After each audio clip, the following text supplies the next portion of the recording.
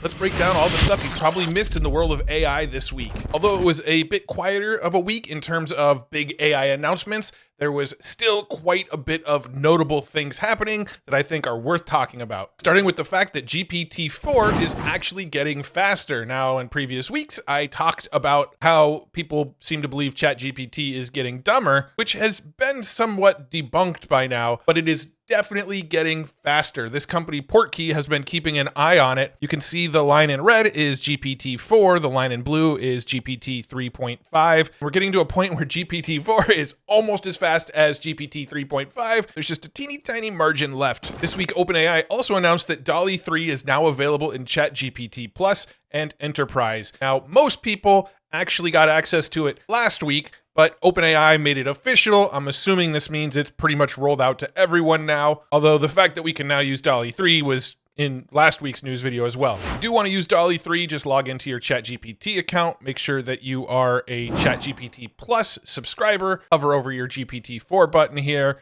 and select Dall-e 3. And now you can make some amazing art like this space wolf chasing after a taco. This week, Rowan Chung also pointed out that OpenAI quietly changed their core values. And in this change, they updated it to focus on building AGI. So here's what the core values looked like before the change. Here's what they look like now. And if you notice, there's now a section that says AGI focus. We are committed to building safe, beneficial AGI that will have a massive positive impact on humanity's future. Anything that doesn't help with that is out of scope. So they've made it absolutely clear what OpenAI's real purpose is now. Now, many people have a different definition of what AGI actually means, but Rowan also shared this video clip of Sam Altman giving his definition of AGI. AGI is basically the equivalent of a median human that you could hire as a coworker. And then they could say, do anything that you'd be happy with a remote coworker doing just behind a computer, which includes, learning how to go be a doctor, learning how to go be a very competent coder. There's a lot of stuff that a median human is capable of getting good at. And I think one of the skills of an AGI is not any particular milestone, but a meta skill of learning to figure things out and that it can go decide to get good at whatever you need. Also in OpenAI news this week, OpenAI decided to shut down one of its AI programs. They were working on an AI model codenamed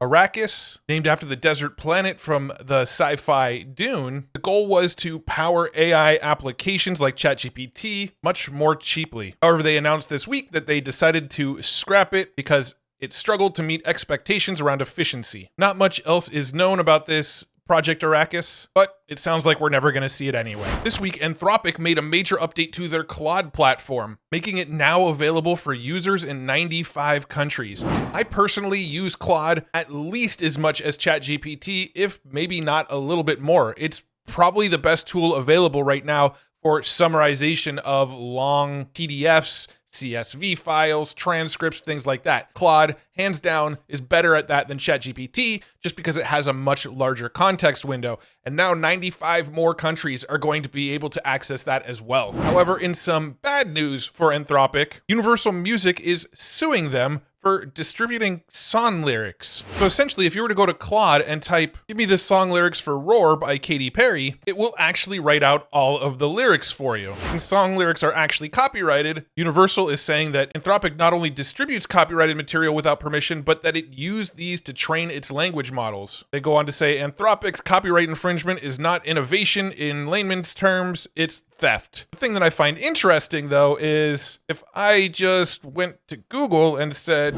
"Roar" by Katy Perry lyrics, Google gives me the lyrics right here, also for free. And I've been able to do that for like 2 decades now. However, if you do ask ChatGPT the same question, it will say, sorry, I can't provide the lyrics to copyrighted songs. Would you like a summary instead? Personally, I think there needs to be a total overhaul of what copyright law means because it's just getting harder and harder. The lines are getting blurred between what's copyrightable and what's not. We're seeing this with images. We're seeing this with song lyrics. We're seeing this with people's voices. Pretty soon, we're going to see this more and more with video generations. And as AI gets more and more prolific and more people use these simple tools to sort of recreate anything, it seems like some of these bigger companies like Universal are just going to end up over their heads in potential lawsuits for all of these creations that are going to get made.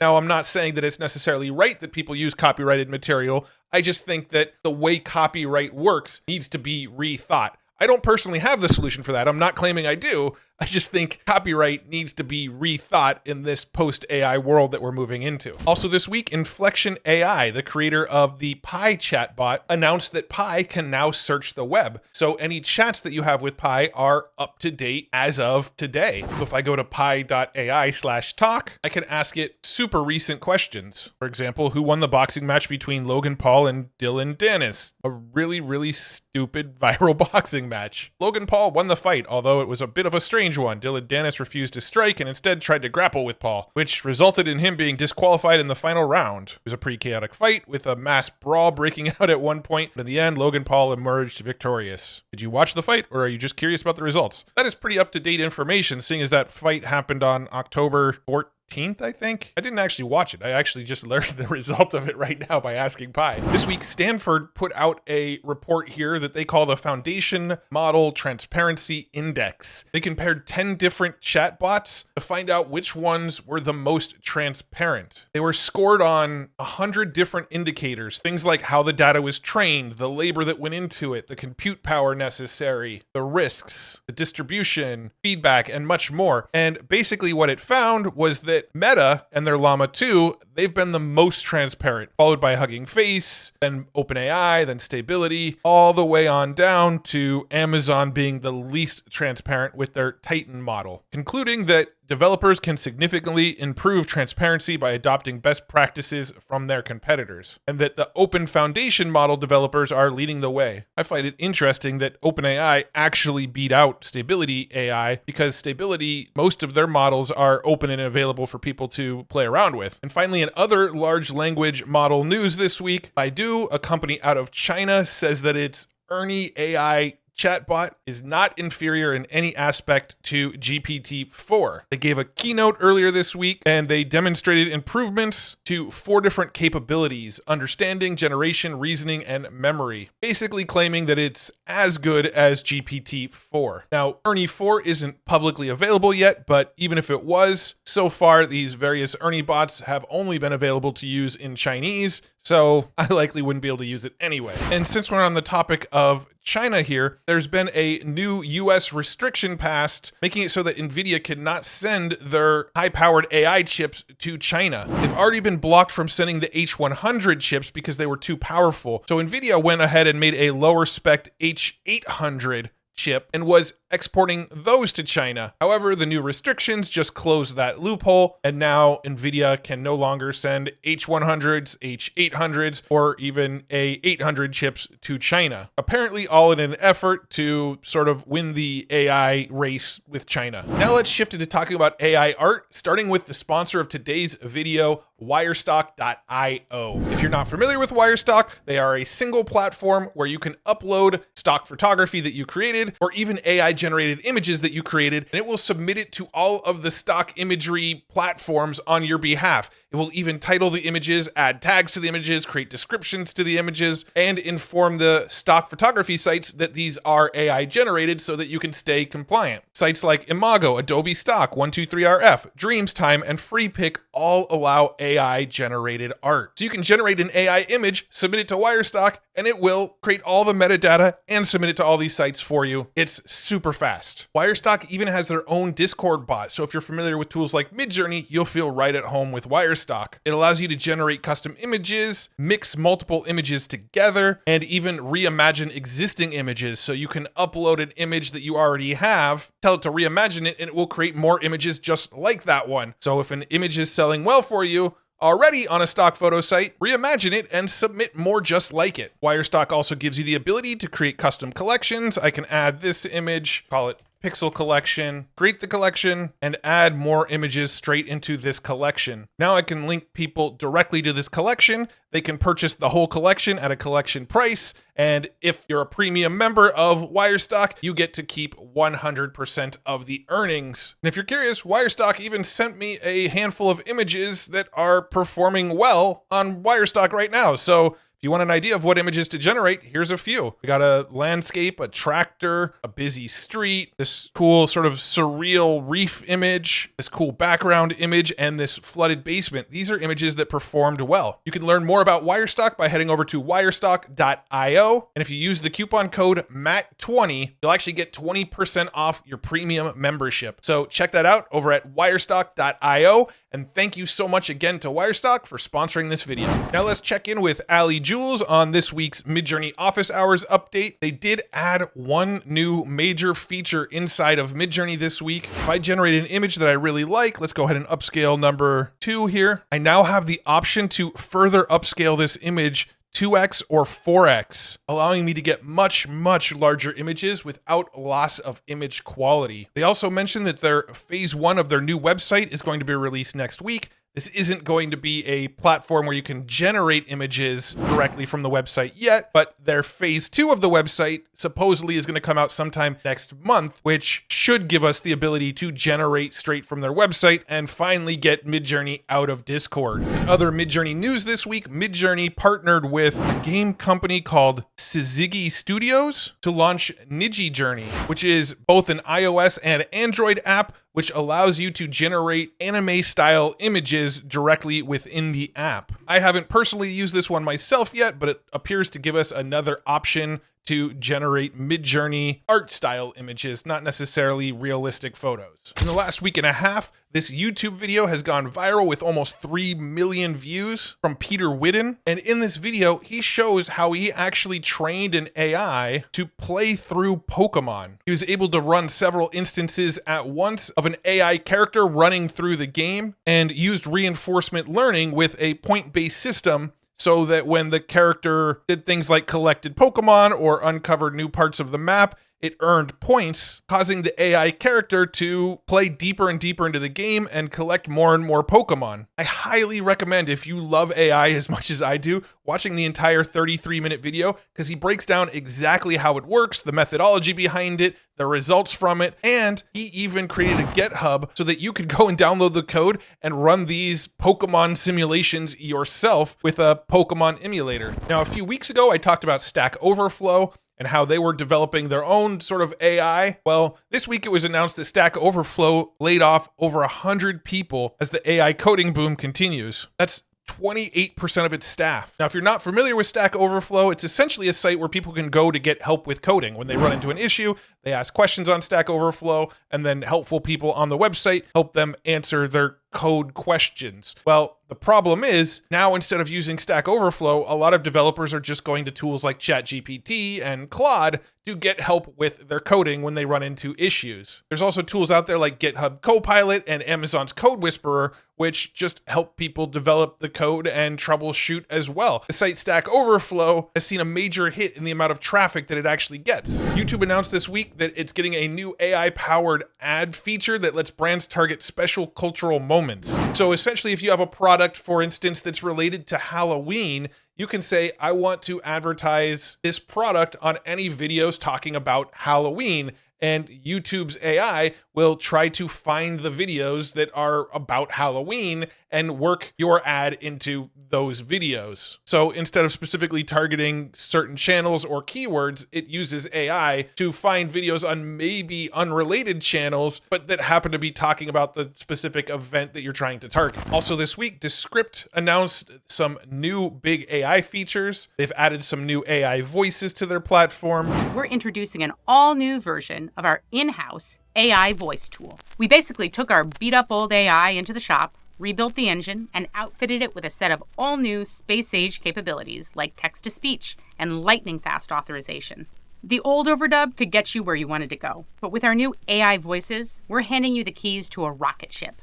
No more waiting 24 hours to train or verify a voice, and the quality is much, much better. So good that it's now legitimately possible to create an entire voiceover without recording a single word. And speaking of AI voice cloning, the New York City Mayor Eric Adams used AI to make robocalls in languages that he doesn't speak. He sent thousands of calls in Spanish, more than 250 in Yiddish, more than 160 in Mandarin, 89 in Cantonese, and 23 in Haitian Creole. And a lot of people weren't happy with it, with one person saying this is deeply unethical, especially on the taxpayer's dime. Using AI to convince New Yorkers that he speaks languages that he doesn't is deeply Orwellian. Adams actually made a statement at a press conference saying, people stop me on the street all the time and say, I didn't know you speak Mandarin. He doesn't. This week, Meta showed off some research called towards a real-time decoding of images from brain activity. Now, we've seen some of this kind of stuff before. Previous examples used MRIs, requiring people to lay down in a giant machine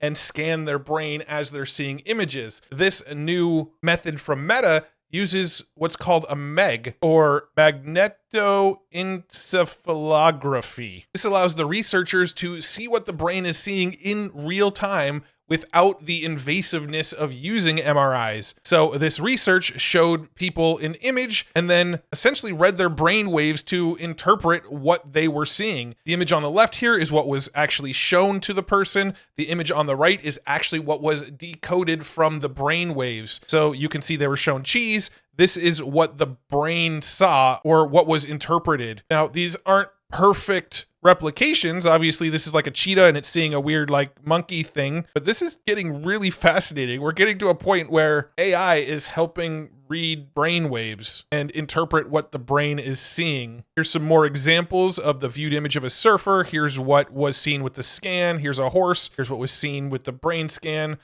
plane. I mean, it's all pretty dang close to the original image. And with Meta actually being one of these companies that's trying to sell us headwear, like the Meta Quest 3. I don't know how I really feel about Meta trying to read our brainwaves. Is this going to go down the path where some of this technology is put inside of this wearable technology and Meta is reading our brain to show us advertising? I doubt it's going to go that far. The world as a whole would probably push back on that, but it feels like Meta's getting close to having the technology to be able to do that. All right, let's talk about robotics for a minute. This week, Amazon said that their new AI-powered robots will reduce fulfillment time by 25%, which to me is just crazy because we can already go on Amazon, press buy now on something, and literally have it the next morning on our doorstep. And in some cases, I've ordered products and 2 hours later, they're sitting on my doorstep. And Amazon's saying they're going to reduce fulfillment time by 25% with these new robots. I don't have a ton of information about what these robots actually look like or how they're going to speed up fulfillment time. I just find it absolutely fascinating that with how fast Amazon already is, they're still trying to make it faster. It's only a matter of time before we place an order on Amazon and a drone is dropping it on our doorstep 15 minutes after we order it. In Dubai, they're actually getting AI-powered self-driving patrol cars that are also equipped with drones. These things are designed to patrol neighborhoods. They've got 360-degree cameras on them, and they've got facial recognition technology. They also have a drone on board where the autonomous robot could launch the drone to see into areas where the driving robot can't see. Apparently, these are just essentially designed to gather information, and if it sees something out of the ordinary, report it back to the police so the police could come and take care of it. But this does feel a little bit like a step closer to like a robot police force that could be out there autonomously patrolling the streets for us, and I don't know how I feel about that yet. This is kind of creepy, honestly. But let's keep talking robots. This week, this video of Figure 1 dynamic walking robot was released, and it shows a robot with a humanoid form that can actually walk around. You can see it here walking forward, sort of like a human, maybe a human with a bad back or something. They claim this robot is the first of its kind AI robotics company bringing a general purpose humanoid to life. At the moment, the goal of these robots are to help with undesirable jobs. They say, in the future, we believe humanoids will revolutionize a variety of industries, from corporate labor roles to assisting individuals in the home to caring for the elderly, and to building new worlds on other planets. However, first applications will be in industries such as manufacturing, shipping, and logistics, warehousing, and retail, where labor shortages are the most severe. And this week, Nvidia announced Eureka, extreme robot dexterity with large language models. This is an improved reinforcement learning technique that they actually figured out how to use to allow robots to do complex things with their fingers. As one of the first tests that they used this new reinforcement technique on. Text to video has been all the rage lately. We've gotten Gen 2, we've gotten Pika Labs, we've gotten Moon Valley. There's all sorts of new AI text to video models out there. And today I came across this one called Morph Studio, which you can see some examples here. And this one claims to generate between 5 and 7 second clips. But not only that, it will actually generate them in high resolution. So if we pop into their Discord, let's give it a try real quick. If I type /video and give it the prompt, a wolf walking in the snow, it took about 3 minutes, and here's the video I got from it. Really, really impressive, actually. It only generated 3 seconds, but let's take a peek at it in full screen. Pretty decent quality as well. So at the moment, it seems pretty similar to Gen 2 or Pika Labs or Moon Valley, but pretty impressive quality. Just looking at some of the other generations that have been here, this time lapse of the Milky Way galaxy looks really cool. This happy woman here looks really good. Swim in the sky blue fish. I mean, these are pretty good, other than the fact that that fish had a tail face for a second there. But this one, it was actually 7 seconds. So it's definitely capable of generating some longer videos from time to time. It looks like maybe you got to give it this extra -S7 to get the longer videos though. But as of right now, it appears to be free to use. You can find it over at morphstudio.com and joining their Discord. Here's another tool that I came across. This Masterpiece X company partnered with Nvidia recently to generate these 3D animated assets from a text prompt. Now, I haven't tried this out yet. If I click on Generate 3D now, you can see it starts us off with 250 credits, and the credit cost to generate is about 50 credits. You can generate objects, animals, or humans. Let's go ahead and generate an animal. And you can see the estimated time is 2 to 8 minutes per 3D model. I'm going to click next step to add shape details. Let's just go ahead and do a wolf. Next step to add paint. It gives us some guidelines here. Hyper, realistic, 4K, gray, and white. I click advanced settings. It gives us some negative prompt options. And let's click generate 3D models. It says it may take 2 to 8 minutes for each model. And it now says processing up here. And we have our wolf model. You can see it took about 3 minutes. So let's go ahead and click on it. And I would say it's got more of a cat look to it than a wolf, but not bad. I mean, we've come a long, long way. When I've used Common Sense Machine, CSM.ai, that took a lot longer to generate. Interesting, because if I look at it from some angles, you could kind of see like the wolf's nose right here. Like the front straight on looks like it's supposed to be a wolf, but then when you turn it, it looks like the nose kind of got put on the neck or something. So not quite perfect, but it looks like an interesting cat. Now, this tool also claimed that it can animate whatever you generate as well. However, it looks like the animate option is only for the human models. So let's go ahead and create a human real quick. Let's generate a pirate. I'm just going to throw in some keywords here like 4K and ArtStation and cartoon. And now it gives us the animation option. So we've got bones only, which looks like we can rig it for other tools, or we can have this tool animate it for us. So let's do bones and animation, and let's do it punching. And let's generate and see what we get with an animated human model. Well, it took about 6 minutes to generate this one, probably because of the animation. Let's take a peek. Okay. I mean, it's punching, I guess. Looks more like a zombie mutant than a pirate. But again, this is as bad as it's going to get. And the amount of time it took to generate this versus what something like Common Sense Machines does is, I mean, just a fraction of the amount of time. Generated this in 6 minutes. CSM would have generated this in like 24 hours, and it wouldn't have been animated. So pretty cool, pretty fun to play around with. I'm sure if you figured out the prompting and got better with the prompting, you can generate stuff much better than this. Just looking through some of the examples here, like this tiger and these people and this horse, other people are getting some much better generations out of it than what I'm getting. So it's definitely got some promise. I just haven't spent enough time figuring out how to prompt it properly yet. And there you have it. There's the news roundup in the AI space for this week. Again, it was a bit of a slower week in terms of announcements, but still a lot of really, really cool stuff happened, and some new tools and toys that we got to play with got released. So that's always a fun time.